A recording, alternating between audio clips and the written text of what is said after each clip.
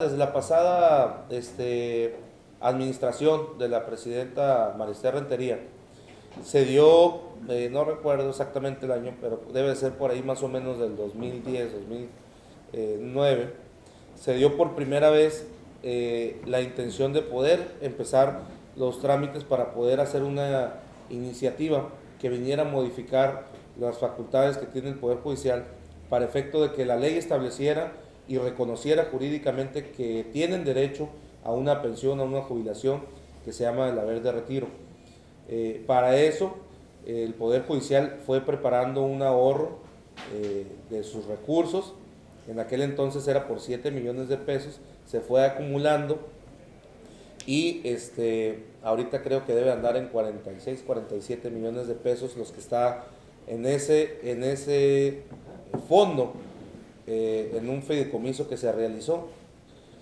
Ahora, la ley establece, la ley orgánica del Poder Judicial, que en tanto no se legisle en ese sentido, el fondo del haber estaría implementándose, o se estaría, el fondo de ese recurso se estaría guardando durante 2 años. De no legislarse al respecto, de no hacerse o reconocerse la figura del haber de retiro, se tendría que destinar ese recurso al gasto corriente del Poder Judicial. Eso no ha sucedido. Ahora, la propia magistrada Rentería, en su calidad de presidenta, turnó al Congreso en determinado momento, cuando recién ingresamos nosotros en el 2013, una iniciativa de ley para modificar precisamente esos términos y que reconociéramos nosotros ya en la ley el fondo del haber, para que tuvieran ellos derecho a una pensión.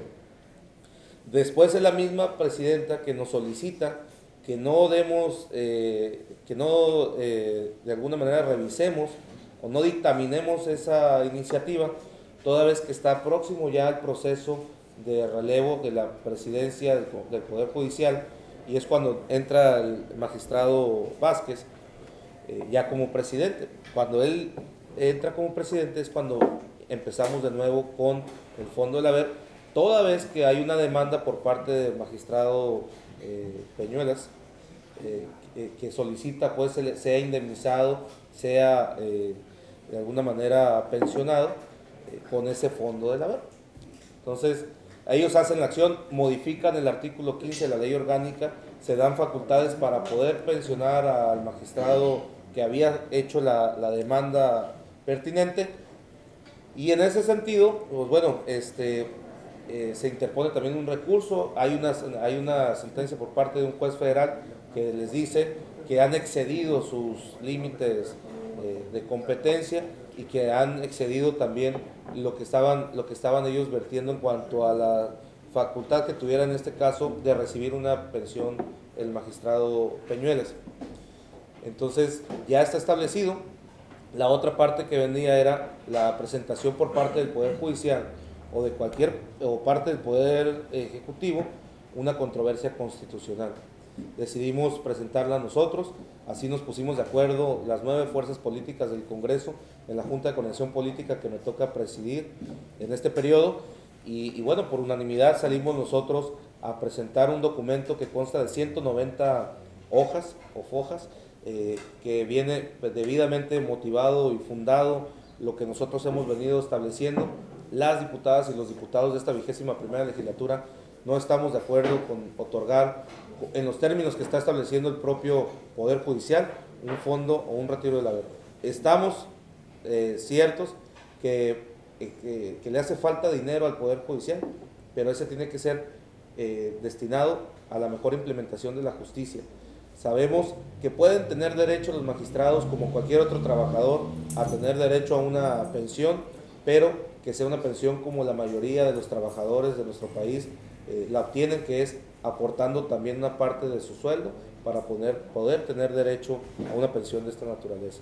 Y no estamos de acuerdo en que sea hereditaria, que sea para los hijos, para las concubinas, para los maridos, esposos. Estamos nosotros que sea nada más por cierto tiempo para los magistrados que terminan su responsabilidad. En eso vamos. Yo creo que presentamos el 22 de marzo ya la controversia. lo hicimos a través de correos, de la oficina de correos, toda vez que así lo establece la propia ley cuando no estamos en la capital para poder presentar estos documentos. Lo hicimos conforme a derecho y estamos seguros que en 15 días, a más tardar que reciba ya la Suprema Corte los documentos, nos estará pudiendo dar una respuesta, creo yo, positiva en cuanto a lo que estamos nosotros planteando en estos documentos. Que lo que hemos estado presentando, la revisión por parte del jurídico del Congreso del Estado, es un acuerdo que viene de la Junta de Coordinación Política, donde por unanimidad de los partidos políticos, es decir, los 9 partidos políticos que conformamos esta 21ª legislatura, estamos de acuerdo en que teníamos que hacer lo que no nada más jurídicamente nos tocaba, sino lo que social y moralmente nos corresponde, que es defender y cuidar los intereses y los recursos públicos de los ciudadanos. Lo hemos manejado siempre, sobre todo en mi fracción del grupo parlamentario del PAN. Desde que iniciamos esta legislatura hemos sido muy cuidadosos en cuanto a la revisión de los recursos se refiere, ¿no? Entonces, hasta mayo. Yo creo que tiene que ser ya en el mes de abril, cuando ya tengamos avances de cómo viene. La verdad es que nosotros estamos muy optimistas del resultado que vaya a dar la Suprema Corte. Hay como ya decía, una resolución por parte de un juez federal donde ciertamente dice que hay excesos. Nosotros sabemos que en otros estados hay ya magistraturas que tienen el derecho al retiro, al haber, pero son en otras condiciones en donde aportan ellos, condiciones que tienen cierto tiempo de años ya cotizando y que entonces sí se dan los derechos para que pueda ser pensionado. Aquí estamos hablando únicamente que tenemos más gasto, es decir, sí daría una afectación directa al presupuesto, toda vez que estamos hablando del mismo presupuesto que se destinaría al Poder Judicial, y en este caso estaríamos afectando directamente el presupuesto, porque como venía contemplado era que se obtuviera del recurso que se tiene para el gasto del presupuesto, y eso es obviamente aberrante a las condiciones que tenemos en el Estado, en donde tenemos falta o escasez de mejores y más grandes juzgados, ¿no?, que podamos mejorar precisamente la implementación y el desahogo, pues, de la justicia en nuestro Estado, así como nos hace falta más en ministerios públicos, nos falta más en la Procuración de la Justicia, en fin, dinero sí hace falta, nomás hay que encaminarlo bien y no destinarlo en esas partes. Por eso era el llamado de nosotros, con todo respeto al Poder Judicial, por parte de este Poder Legislativo, para que pudieran ellos escuchar a la sociedad y que no utilicemos las vías jurídicas para poder lograr los objetivos, sino que pudiéramos ponernos en los pies de los ciudadanos. En este caso no nos preocupa que venga el proceso electoral. Esta es una ruta que no viene a mermar con los partidos ni con los candidatos o candidatas. Esto es una ruta jurídica que se tiene nada más en la defensa por parte de nosotros de los recursos públicos y de los presupuestos que maneja el Poder Judicial, y seguramente la Suprema Corte de Justicia logrará obtener ahí pues una buena justificación, razón para poder dar un resultado que para nosotros los ciudadanos sea favorable.